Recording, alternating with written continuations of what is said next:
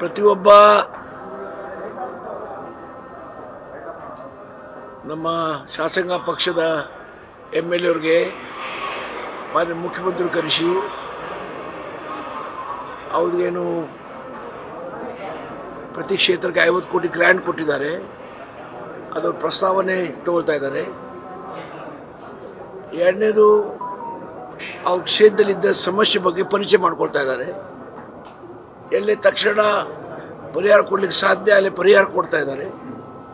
ಎಲ್ಲಿ ವಿಚಾರ ವಿನಿಮಯ ಮಾಡಬೇಕು ಅಧಿಕಾರಿಗಳು ಅದು ಪ್ರೊಸೀಡಿಂಗ್ನಲ್ಲಿ ನೋಟ್ ಮಾಡಿಕೊಂಡು ಅವರು ಗಮನ ತಗೊಂಡು ಕಾಯ್ದೆ ಕಾನೂನು ಪ್ರಕಾರ ಪಾರದರ್ಶಕವಾಗಿ ಕ್ರಮ ತಗೊಳ್ತಾರೆ.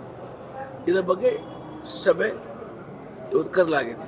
ನಿಮ್ಮ ಜಿಲ್ಲೆಯಲ್ಲಿ ಏನಾದರೂ ಪ್ರಮುಖ ಯೋಜನೆಗಳು ಜಿಲ್ಲೆಯಲ್ಲಿ ನಮ್ಮ ಜಿಲ್ಲೆ ಮುಖ್ಯವಾಗಿ ಎಲ್ಲ ಅರಣ್ಯ ಪ್ರದೇಶ, ಆ ಅರಣ್ಯದ ಸಂರಕ್ಷಣೆಯೂ ಆಗಬೇಕು. ಇದರ ಮುಂದೆ ಅರಣ್ಯ ಭೂಮಿ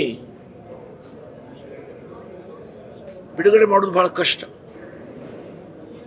ಯಾಕಂದರೆ ಅರಣ್ಯದೇ ಅಂತ ನದಿಗಳದಾವೆ, ಮಳೆ ಆಗ್ತದೆ, ಬೆಳೆಗಳು ಬರ್ತವೆ. ಅದರ ಸಂರಕ್ಷಣೆ ಮಾಡೋದು ಭಾಳ ಮಹತ್ವದಂತ ಗಮನಕ್ಕೆ ಮುಖ್ಯಮಂತ್ರಿಗಳು ತಂದಿದ್ದೇನೆ. ಹೊಸ ದೊಡ್ಡ ದೊಡ್ಡ ಪ್ರಾಜೆಕ್ಟ್ಗಳು ನಾನಿದ್ದಾಗ ತಂದಿದ್ದು, ನಾನು ಅದಕ್ಕೆ ಜವಾಬ್ದಾರಿ ಇದ್ದೇನೆ. ಅದು ಸಿ ಬೋರ್ಡ್ ಇರ್ಬೋದು, ಖಾಲಿ ಪ್ರಾಜೆಕ್ಟ್ ಇರ್ಬೋದು, ಎಲ್ಲ ಪ್ರಾಜೆಕ್ಟ್ಗಳು ಕೊಡ್ಸಳ್ಳಿ ಇರ್ಬೋದು, ಎಲ್ಲ ನಮ್ಮ ಕಾಲದಲ್ಲಿ ಬಂದಿದ್ದಾವೆ. ಸಿ ಬೋರ್ಡ್ ಇರ್ಬೋದು, ನೌಕಾನಿಲಯ. ಆದರೆ ಉತ್ತರ ಕನ್ನಡ ಜಿಲ್ಲೆಯ ಹಿತದೃಷ್ಟಿಯಿಂದ, ಜನರ ಹಿತದೃಷ್ಟಿಯಿಂದ ಇವತ್ತು ದೊಡ್ಡ ಪ್ರಾಜೆಕ್ಟ್ಗಳು ಉತ್ತರ ಕನ್ನಡ ಜಿಲ್ಲೆ ಈಗ ಶಕ್ತಿ ಇಲ್ಲ ಸಹಿಸು, ಮಾನವಕ್ಕಿಂತ ಭೂಮಿಗೆ ಶಕ್ತಿ ಇಲ್ಲ. ಹಾಗಾಗಿ ಆ ಒಂದು ವಿಚಾರ ಮುಖ್ಯವಾಗಿ ಪ್ರಸ್ತಾಪ ಮಾಡಿದ್ದೇವೆ. MLAಗಳು ಏನು ಪ್ರತಿಯೊಂದು MLAಗೆ 50 ಕೋಟಿ ಕೊಟ್ಟಿದ್ದಾರೆ. ಅದರ ಪ್ರಸ್ತಾವನೆ ಮುಖ್ಯಮಂತ್ರಿಗಳು ಕಾಪಿ ಕೊಟ್ಟಿದ್ದಾರೆ ಮಂಜೂರಿಗೆ. ಅದು ಮಂಜೂರು ಮಾಡ್ತೀವಂತ ಹೇಳಿದ್ದಾರೆ. ಮತ್ತು ನಮ್ಮ ತಾಲೂಕು ದೊಡ್ಡ ಸಮಸ್ಯೆ ಏನಂದರೆ ನಮಗೆ ಬರುವ ಪರಿಹಾರ ಕಾನ್ಸ್ಟಿಟ್ಯೂನ್ಸಿ ವೈಸ್ ಬರ್ತಿದೆ. ಇದರಿಂದ ಉತ್ತರ ಕನ್ನಡ ಜಿಲ್ಲೆಗೆ ಭಾಳ ದೊಡ್ಡ ಹಾನಿ ಆಗ್ತಿದೆ. ಹಿಂದಿನ ಸರ್ಕಾರದಲ್ಲಿ ತಾಲೂಕಾ ಬೇಸಿಸ್ ಮೇಲೆ ಹಣ ನಾವು ರಿಲೀಸ್ ಮಾಡ್ಕೊಳ್ತಿದ್ವಿ. ಬೆಳಗಾವಿ ಜಿಲ್ಲೆ ಈಗ 10 ತಾಲೂಕಾ ಇವೆ, 18 ಕಾನ್ಸ್ಟಿಟ್ಯೂನ್ಸಿ ಇವೆ. ಅವ್ರ ಲಾಭ ಆಗ್ತದೆ. 10 ತಾಲೂಕಾ, 18 ಕಾನ್ಸ್ಟಿಟ್ಯೂನ್ಸಿ. ನಮ್ಮ ವಿಶಾಲವಾದ ಪ್ರದೇಶ 12 ತಾಲೂಕಾ, 6 ಕಾನ್ಸ್ಟಿಟ್ಯೂನ್ಸಿ. ನಮ್ಮ 5 ಕೋಟಿ ಕೊಟ್ಟರೆ 30 ಕೋಟಿ ಬರ್ತವೆ 12 ತಾಲೂಕಿಗೆ. ಬೆಳಗಾವಿ ಜಿಲ್ಲೆಗೆ 5 ಕೋಟಿ ಕೊಟ್ಟರೆ 18 ಕೋಟಿಗೆ 90 ಕೋಟಿ ಹೋಗ್ತವೆ 10 ತಾಲೂಕಾಗೆ. ಅದು ದೊಡ್ಡ ಜಿಲ್ಲೆ. ಅದು ನಮಗೂ ಸಹ ವಿಸ್ತಾರವಾದ ಜಿಲ್ಲೆ ಅದು ಭೌಗೋಳಿಕವಾಗಿ. ಹಾಗೆ ಅದು ತಾಲೂಕಾ ಬೇಸಿಸ್ ಮೇಲೆ ಗ್ರ್ಯಾಂಟ್ಸು ಉತ್ತರ ಕನ್ನಡ ಜಿಲ್ಲೆ, ಬಾಕಿ ಜಿಲ್ಲೆಗೆ ಕಾನ್ಸ್ಟಿಟ್ಯೂಸ್ ಮಾಡಿ ಸರಿ ಅದೇ, ಉತ್ತರ ಕನ್ನಡ ಜಿಲ್ಲೆಗೆ ತಾಲೂಕು ವೈಸು ಮಾಡಬೇಕಂತ ಹೇಳಿದ್ದಾರೆ. ಇದರ ವಿಚಾರ ನಮ್ಮ ಜಿಲ್ಲೆ ಪರವಾಗಿ ಪ್ರಸ್ತಾಪ ಮಾಡಿದ್ದೇವೆ.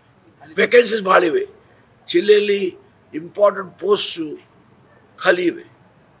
ಸೊ ಅಲ್ಲಿ ಇಮಿಡಿಯೇಟ್ಲಿ ಯಾರೂ ಹಾಕಲಿ, ಅಸಿಸ್ಟೆಂಟ್ ಕಮಿಷನರ್ಸ್ ಇಲ್ಲ, ಅಸಿಸ್ಟೆಂಟ್ ಡೈರೆಕ್ಟ್ರ್ ಇಲ್ಲ, ಡೆಪ್ಯೂಟಿ ಡೈರೆಕ್ಟ್ರ್ ಇಲ್ಲ, ಇಂಥ ಪೊಸಿಷನ್ ಆಗಬಾರ್ದು. ಹಾಗೆ ಆಡಳಿತ ಮೇಲೆ ದುಷ್ಪರಿಣಾಮಗಳು ಆಗ್ತವೆ. ಹಾಗಾಗಿ ಆ 72 ವೇಕೆನ್ಸೀಸ್ ಇವೆ.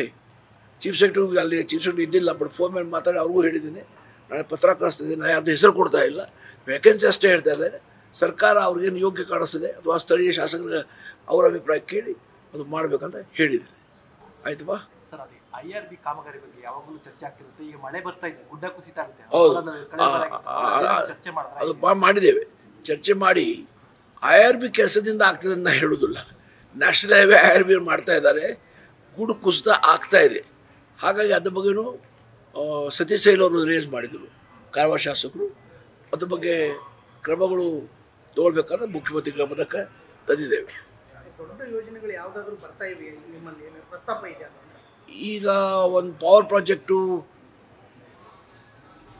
ಮತ್ತೊಂದು ಬರ್ತಾ ಇದೆ. ಅದರ ಪ್ರಸ್ತಾವನೆ ಜನ ಅದ್ರ ಬಗ್ಗೆ ಅಜಿಟೇಷನ್ ಮಾಡ್ತಾ ಇದ್ದಾರೆ, ಆಗಬಾರ್ದಂತ. ಹಾಗೆ ಅದರ ಪರಿಶೀಲನೆ ಮಾಡಬೇಕಂತ ಮುಖ್ಯಮಂತ್ರಿಗಳು ಹೇಳಿದರು. ಆಯ್ತಲ್ಲ. ಅದು ಕಾರವಾರ ಮೆಡಿಕಲ್ ಕಾಲೇಜ್ ಅದೇನೋ ಅಭಿವೃದ್ಧಿ ಆಗ್ತಿದೆ. ಕಾರವಾರ ಮೆಡಿಕಲ್ ಕಾಲೇಜ್ ಅದೇ, ಆದರೆ ಮೆಡಿಕಲ್ ಕಾಲೇಜ್ ಅದೇ ಕಾರವಾರದಲ್ಲಿ, ಆದರೆ ಸಿವಿಲ್ ಹಾಸ್ಪಿಟಲ್ ಅದೇ, ಆದರೆ ಮಲ್ಟಿ ಸ್ಪೆಷಾಲಿಟಿ ಹಾಸ್ಪಿಟಲ್ ಕಾರವಾರದಲ್ಲಿ ಮಾಡಬೇಕಂತ ನಾವೆಲ್ಲರೂ ಪ್ರಸ್ತಾವನೆ ಮಾಡಿದರು. ಸತೀಶ್ ಚೈಲ್ ಕಾರವಾರ ಶಾಸಕರು ಪ್ರಸ್ತಾವನೆ ಮಾಡಿದರು. ಅದು ಮುಂದಿನ ವರ್ಷದ ರೂಪದಲ್ಲಿ ಮಾಡ್ತೇನೆ ಅಂತ ಹೇಳಿದ್ದಾರೆ. ಮುಂದಿನ ವರ್ಷ ಬಜೆಟ್ನಲ್ಲಿ ಮಾಡಬೇಕಾದ್ರೆ ಹಣ ಬೇಕಲ್ಲ ಅದಕ್ಕೆ 10-20 ಕೋಟಿ ಆಗೋದು ಕೆಲಸ ಅಲ್ಲ. ಹಾಗೆ ಮುಂದಿನ ವರ್ಷದ ಮುಗುಳ್ಪದಲ್ಲಿ ಮಲ್ಟಿ ಸ್ಪೆಷಾಲಿಟಿ ಹಾಸ್ಪಿಟಲ್ ಕಾರವಾರದಲ್ಲಿ ಮಾಡ್ತೇವೆ ಅಂತ ಹೇಳಿದ್ದಾರೆ. Okay, thank you. News first ನಿರ್ಭೀತಿಯಿಂದ ನಿಮ್ಮ ಪರವಾಗಿ.